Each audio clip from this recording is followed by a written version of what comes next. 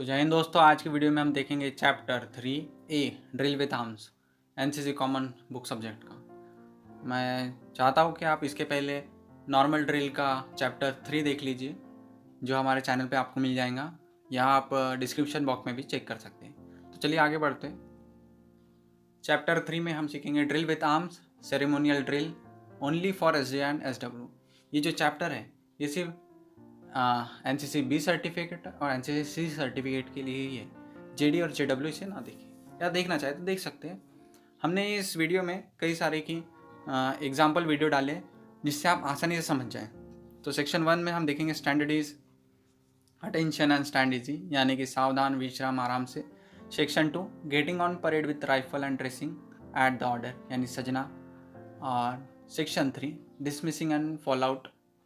Section 4 ground and take up, यानी भूमि शस्त्र, बगल शस्त्र, बाजू शस्त्र। ये सारी चीज़ें हम देखने वाले हैं, सारे हिंदी में भी देखेंगे और इंग्लिश में भी देखेंगे। चलिए आगे बढ़ते हैं। Arms drill section 1 attention, stand at ease and stand easy. Attention यानी सावधान, हमें इस इमेज से भी समझेंगे। सबसे पहले विश्राम, विश्राम यानी स्टैंड एट इजी। विश्राम में हमें क्या करना है, ये जो हाईलाइटेड पॉइंट है आप उसको इंपॉर्टेंट पॉइंट मैंने सब वीडियो में हाईलाइट कर दिए, आप बस उसे ध्यान में रखें। बेंड द लेफ्ट नी यानी कि लेफ्ट पैर को आपको मोड़ना है, and carry the left leg to the left so that the feet are above 12 inches. हमने पिछली वीडियो में मेजरमेंट की बात करेंगे, आप अगर उसे देख लेंगे तब आपको ये वीडियो बराबर समझ में आएंगे। 12 इंचेस यानी कम से कम 30 सेंटीमीटर।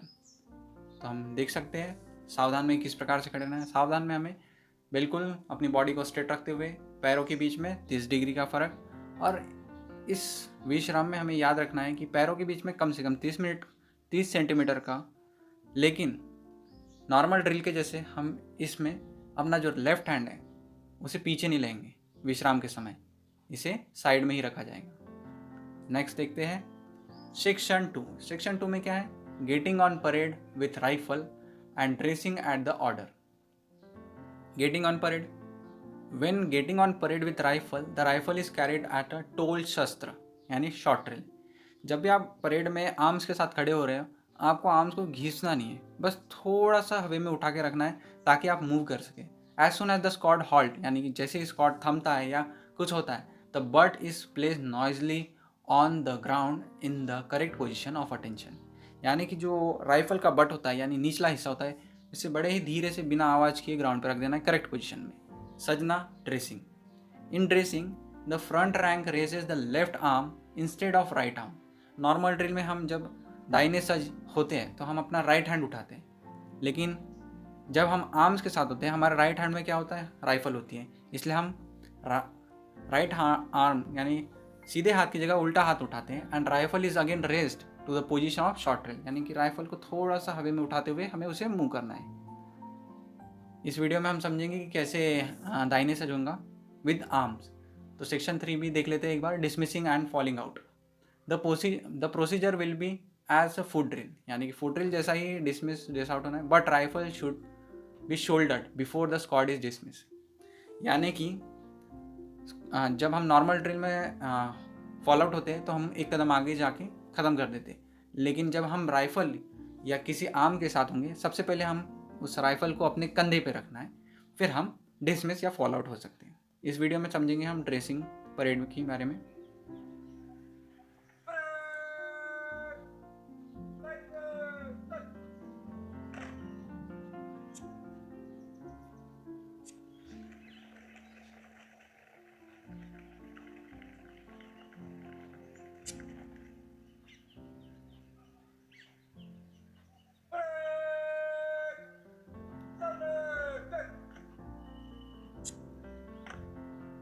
तो इस प्रकार से आर्म ड्रिल के समय हम सजते हैं।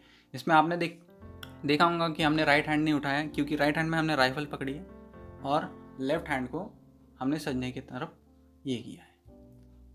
अब सेक्शन 4 देखेंगे, ground at a take up arm. Ground arm यानी क्या होता है, भूमि शस्त्र 1 यानी ग्राउंड आर्म 1। इसका भी एक वीडियो हम बराबर देखेंगे। तो उससे पहले हम थ्योरी देख लेते हैं, क्योंकि थ्योरी हमें पेपर में लिखनी है। तो keep the body straight but inclined forward and bend down by bending and opening the knees, keeping the heel together। यानी कि हमें स्ट्रेट खड़े रहना है, फिर धीरे से अपने आप को झुकाते हुए नीचे झुकना है, laying the rifle gently on the ground at the right side, यानी कि हमारे राइट हैंड साइड में हमें अपनी राइफल को बड़े धीरे से रखना है to the right, muzzle pointing straight to the front, यानी कि राइफल का जो मजल होता है वो फ्रंट में रहेगा, and right hand in a line with the toe of the boot, यानी कि बिल्कुल अपने बूट के पास अपना हाथ रहना। ऑन स्क्वाट दो release the rifle with the right hand and resume the position of attention, यानी कि उस पोजीशन से धीरे धीरे ऊपर होना है। आप वीडियो देखेंगे तो समझ जाएंगे। चलिए वीडियो शुरुआत करते हैं। भूमि शस्त्र 1।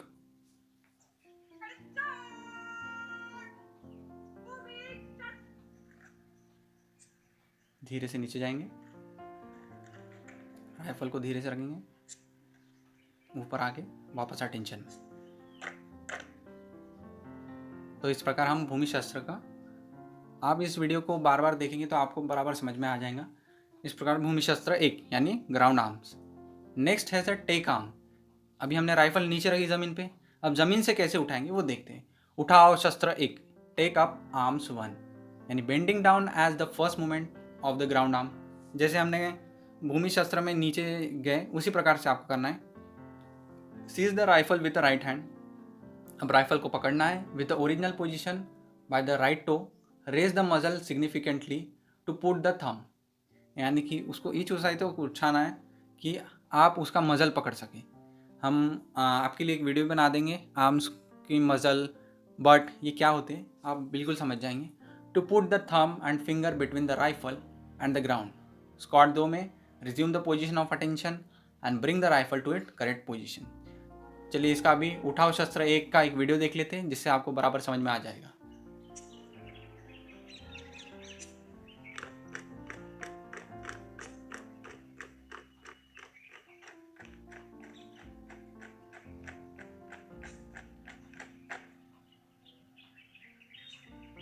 अटेंशन से धीरे धीरे नीचे जाएंगे, उसी पोजीशन में राइफल पिकअप करेंगे, वापस अटेंशन में।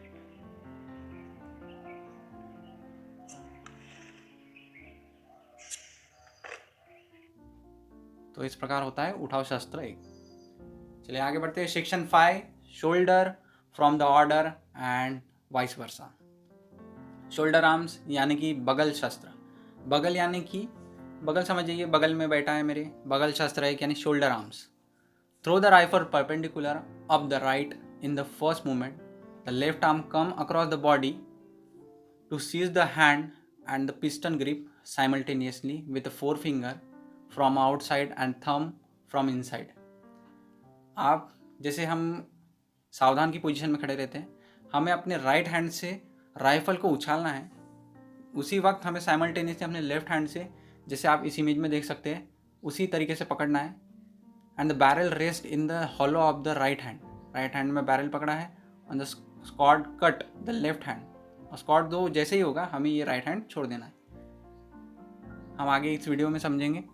ऑर्डर आर्म्स यानी बाजू शस्त्र।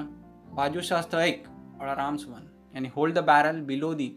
अब जैसे हम इस पोजीशन से हमें अब बाजू शस्त्र में जाना है।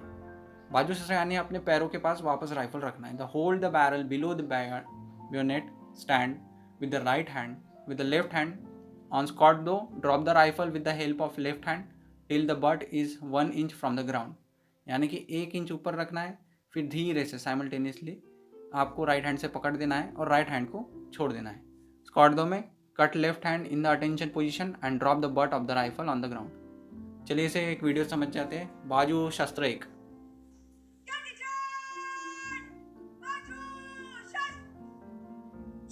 मजल पकड़ा है, धीरे से नीचे, इस प्रकार से बाजू शस्त्र की पोजीशन की जाती है। सेक्शन 6 में देखेंगे present arm from the order and vice versa. Present arm यानी सलामी शस्त्र 1। Throw the rifle upward with the right hand, catching it with the left hand at the point of balance, thumb of the left hand in the hollow of the right shoulder and the right hand at the small of the butt, thumb to the left elbow and the rear। जो सलामी शस्त्र है ये हम जब कोई dignitary रहता है उसे देने के लिए करते हैं, यानी प्रेजेंट आर्म। ये जो थ्योरी है उतनी समझ में आएंगी नहीं, अगर आप वीडियो देखेंगे तो आपको बराबर समझ में आ जाएगा। हम आगे देखेंगे वीडियो, तब तक ये, लेकिन हमें थ्योरी में जो इंपॉर्टेंट पॉइंट है वो तो बिल्कुल याद ही करना है, तो हमें तो ये पढ़ना ही पड़ेगा। चलिए पढ़ जाए।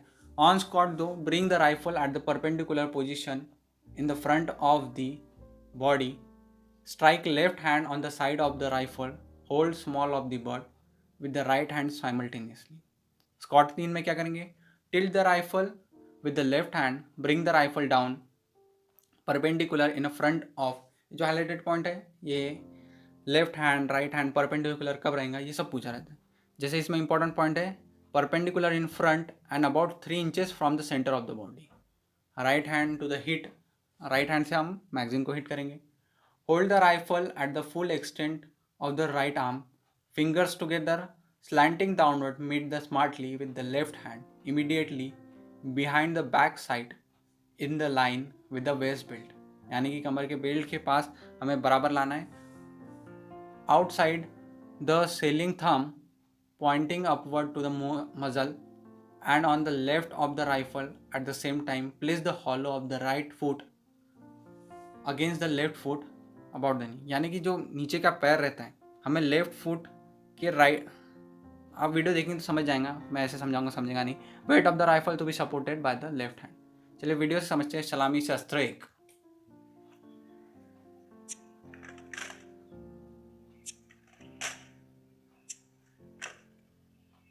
आपको थ्योरी भी पढ़ना है और वीडियो भी देखना है, तब आपको बराबर समझ में आ जाएगा।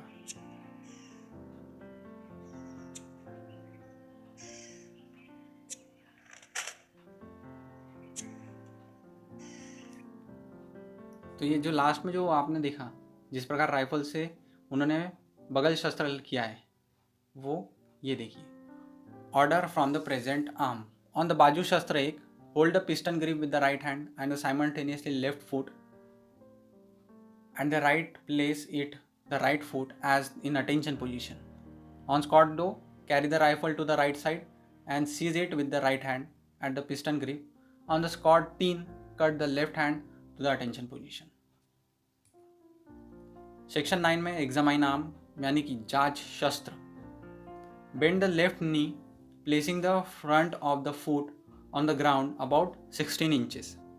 Important point 16 inches. हमें डिस्टेंस, आर्म्स, रैंक्स इसी के बारे में पूछा जाता है पेपर में, तो हमें बस कमांड्स याद रखनी है। जांच शस्त्र यानी क्या होता है, बगल, बाजू, ये सब कमांड्स को बस अच्छे से याद कर लेना है कि उसका मतलब क्या होता है, तो आपको बड़ा इजी हो जाएगा पेपर के वक्त। The order from the examine बाजू शस्त्र 1 यानी ऑर्डर आर्म्स 1। आगे देखेंगे सेक्शन 1 में सेरेमोनियल ड्रिल। सेरेमोनियल ड्रिल हम कब करते हैं? In the NCC the ceremonial parade are the culmination of the cadets training. The ceremonial parade may be arranged for the various dignitaries given in the NCC order from time to time. यानी कि कोई important person है यानी VIP है या कोई बड़े rank का जब ऑफिसर हमारी तरफ आता है, हम तब सेरेमोनियल ड्रिल प्रेजेंट करते हैं। यानी कि कोई DG NCC आ गए आपकी यूनिट में, AGD आ गए या कोई भी आ गया, कोई हाई रैंक ऑफिसर या कोई पॉलिटिशियन या किसी प्रकार के जो हायर रैंक पे खड़े हैं पॉलिटिकली और इन देयर डेजिग्नेशन, तो उन्हें सेरेमोनियल ड्रिल की जाती है। कॉम्प्लीमेंट्स। नेशनल सैल्यूट किसे दिया जाता है? National salute is given to the president of India and the governors. ये जो 3 पॉइंट है वो बहुत इंपॉर्टेंट है, स्क्रीनशॉट ले लीजिए। National salute is given to president of India and the governor of the various state within their own jurisdiction. General salute is given to the dignitary of the rank of major general. Major general या उससे ऊपर के rank को general salute दिया जाता है। All other dignitaries are only given present arm, यानी major general से छोटे बाकी सब जो लोग हैं उन्हें क्या दिया जाता है? सलामी शस्त्र यानी प्रेजेंट आर्म। आगे देखेंगे सेक्शन 1 में गार्ड माउंटिंग। जनरल में देखेंगे personal detail will be turn out by the guard mounting NCO यानी non commissioned officer on the previous evening for the guard practice. Requirement कितनी होती है? 2+6 यानी कि 8 बंदों की। The guard commander will fall in the guard 15 minute before the appointment time for the guard and the complete adjustment before the guard mounting. NCO falls in the guard in a 2 rank, यानी कि कितने rank में रहेंगे ये ऐसा यही objective में पूछा जाता है। एनसीसी का पेपर ज़्यादातर ऑब्जेक्टिव होता है, फिर उसके बाद में थ्योरी होता है। थ्योरी में आपको ज़्यादा कुछ नहीं, आगे वाले लेसन्स में पढ़ाया जाएगा कि क्या आता है, लेकिन ऑब्जेक्टिव्स में ऐसे ही पूछा जाता है। NCO falls in guard, guard में कितने रैंक होंगे, 2 रैंक होंगे, या guard mounting NCO will be 12 paces away from the guard, इसी प्रकार से पूछा जाता है। The guard commander will be on the right and the assistant guard commander on the left of the front rank, यानी front rank में जब भी खड़े रहेंगे आपका गार्ड कमांडर राइट साइड में होगा और असिस्टेंट गार्ड कहाँ होगा, left side of front rank. आगे बढ़ते हैं। सेक्शन 12 में देखेंगे guard of honour. Guard of honour सुना होगा आप जब भी एनसीसी आते होंगे, या guard of honour will be provided by the NCC, यानी कि national cadet corps units, only to the dignitaries mentioned in the succeeding para. Guard of honour उन्हें दिया जाता है। हम आगे देखेंगे किन किन लोगों को दिया जाता है। आपको तो याद करने की जरूरत नहीं है, लेकिन पता होना चाहिए कि गार्ड ऑफ ऑनर किन्हें दिया जाता है। सुना तो है लेकिन पता नहीं है रहता है किसी कभी कभी। The other dignitary specially invited as a guest of honour of the NCC function और visit NCC unit in a campus may on a special occasion may be given a guard of honor providing the prior concurrence of Deputy Director General National Cadet Corps of the state concerned has been obtained। अगर आप guard of honour किसी dignitary या कोई NCC से अलग यानी किसी campus unit से अलग लोगों को देना चाहते हैं तो आपको स्पेशल परमिशन लेनी पड़ेगी। किसके तरफ से? Deputy director general national cadet corps of the state, यानी स्टेट के डायरेक्टर जनरल से लेनी पड़ेगी। तो सीनियर डिवीज़न यूनिट में यानी कि ESD, हम जो सीनियर डिवीज़न में B सर्टिफिकेट और C सर्टिफिकेट वाले, वो गार्ड ऑफ ऑनर किन्हें दे सकते हैं? The president, vice president and the prime minister, the governor of the state and the lieutenant governor chief commissioner of the union territories. Then defence minister को दे सकते हैं, minister in the ministry of defence, deputy defence minister, या chief minister of state, chief of army, naval और air staff. Defence secretary को guard of honour दे सकते हैं। The general officer commanding chief of the command in which the unit is located. General officer command in chief कौन होता है? जो army या किसी भी डिफेंस के एक सेक्टर की कमांड लेता है, जैसे साउथ कमांड, तो उसमें कौन आता है? Officer general commanding in chief, उन्हें गार्ड ऑफ ऑनर दिया जाता है। उसमें आर्मी विंग यूनिट ओनली, सिर्फ आर्मी विंग के लोगों ही दे सकते हैं। देन नेक्स्ट है flag officer commanding in chief with in their commands, the air officer commanding in chief with in their commands, यानी कि आर्मी के कमांडर को आर्मी के यूनिट ही देंगे, नेवल वाले को नेवल वाले देंगे, आर्मी ऑफिसर को आर्मी के कैडेट्स देंगे। The vice chief of army naval staff या dignitary addressing the convocation of the university, या अगर आप यूनिवर्सिटी में एनसीसी है या किसी कॉलेज में एनसीसी है तो आप वहाँ के chancellor of university, where governor of state is not the chancellor, pro chancellor या vice chancellor of university when attending important university function और guest in their chief guest in the university. अगर वो किसी चीफ गेस्ट बनकर आए आपकी university में तो आप उन्हें गार्ड ऑफ ऑनर दे सकते हैं। And last one is director general NCC, इन्हें आप गार्ड ऑफ ऑनर दे सकते। तो यही दो तीन नहीं कहेंगे, 10 लोग थे, उन्हें ही आप गार्ड ऑफ ऑनर दे सकते हैं। अगर आप इससे अलग कोई चाहते हैं तो आपको स्पेशल परमिशन लेनी पड़ेगी। लास्ट में है प्रोसीजर। गार्ड ऑफ ऑनर लेने का प्रोसीजर क्या है? तो इसमें इंपॉर्टेंट पॉइंट है पेपर के हिसाब से, जो हाईलाइटेड पॉइंट है वही आपको याद करने हैं, बाकी सब तो थ्योरी है, ये आप पढ़ सकते हैं। स्क्रीनशॉट ले लीजिए। ये आखिरी के जो गार्ड ऑफ ऑनर है ये बहुत इंपॉर्टेंट है। सबसे पहले देखेंगे guard of honour will form up in 2 rank. Guard of honour कितने रैंक में होता है? 2 rank with the distance of 4 pace. Distance कितना रहेगा? 4 पेस, यानी कि 1 कदम, 2 कदम, 3 कदम, 4 कदम, यानी सिर्फ पैर के हिसाब का साइज लेना है। Between the front and the rear rank 2 rank खड़े रहेंगे, एक फ्रंट रैंक रहेंगे, एक रियर रैंक रहेंगे। The officer of guard and the JCO, JCO यानी पता है सबको, junior commissioned officer, carrying the colour with 2 pace in a front and a front rank. अब जो ऑफिसर और जो गार्ड रहेंगे वो रैंक, जो फ्रंट रैंक बनी और रेयर रैंक बनी है, उससे 2 कदम यानी 2 थोड़ा ही आगे खड़ा रहेगा। The guard commander will be 8 pace in the front of the centre of the front rank. The distance between cadet will be 24 inches. हर एक कैडेट के बीच में कितना डिफरेंस रहेगा? 24 इंचेस, यानी आपको पता है कितना होता है? 45 सेंटीमीटर का हर कैडेट के बीच में जगह रहेगी, यानी सभी दूर दूर खड़े रहेंगे। नेक्स्ट है the band will form up on the right flank in a line with the guard and 7 pace from the right guard of the guard। यानी कि जो बैंड पार्टी रहेंगी, ये जो रैंक बना है उसके राइट साइड में रहेगा। There will always be 2 additional director general ADC और deputy chancellor who will stand on either side of dais, यानी कि स्टेज के दो तरफ खड़े रहेंगे, 2 pace on the right and left of the front edge, यानी कि स्टेज से 2 कदम पीछे खड़े रहेंगे। The conducting officer will receive the VIP and conduct him to the saluting base. जैसे आपने देखा होगा पासिंग आउट परेड में कोई VIP आता है तो उसे लेकर आते हैं, फिर उसे कहाँ ले जाया जाता है? डायस पे, यानी कि स्टेज पे ले जाया जाता है, जहाँ पे उसे सैल्यूट किया जाता है और जहाँ से वो पूरी परेड का निरीक्षण करता है। After conducting the VIP to the dais, the position himself in the center and rear of the dais and 3 face from the it। अगर आपने कोई वीडियो देखा होगा पासिंग ऑफ परेड की तो आपको पता होगा, देखते रहिए, अच्छा जानकारी मिलता है। देन कंपोजिशन एंड स्ट्रेंथ, ये इंपॉर्टेंट है। रैंक, कितनी रैंक कब रहेंगी, ये ऑब्जेक्टिव पूछे जाते हैं। The strength of the guard of honour will be following. अगर प्रेसिडेंट है, गार्ड ऑफ ऑनर के समय प्रेसिडेंट है, तो 150 रैंक रहेंगी and it will be up in 3 equal division. 3 equal division में खड़े रहेंगे वो। कितनी रैंक रहेंगी? 150। अगर उसी के जगह वाइस प्रेसिडेंट है या प्राइम मिनिस्टर है तो उसके लिए 100 rank, 100 rank and file for the vice president and a prime minister will be formed up in 2 equal division. President के वक्त क्या था? 3 equal division, vice president prime minister के वक्त 2 equal division. And last one is वही राष्ट्रीय salute, general salute और सलामी शस्त्र। राष्ट्रीय सैल्यूट किसी के दिया जाएगा? राष्ट्रीय सैल्यूट दिया जाएगा president of India and the governor of their state within their own state.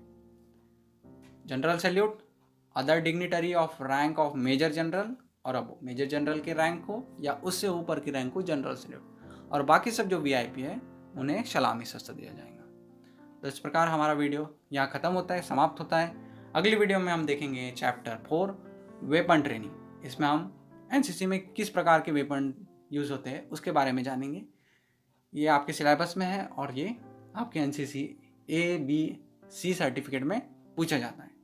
तो तब तक के लिए thanks for watching, keep moving. Subscribe कर दिए इस चैनल को, और अगर आपने इसके पहले की वीडियो नहीं दिखा है तो आप चैनल पे जाएँ और चेक कीजिए ताकि आप NCC B-C certificate A grade से पास कर सकें। धन्यवाद।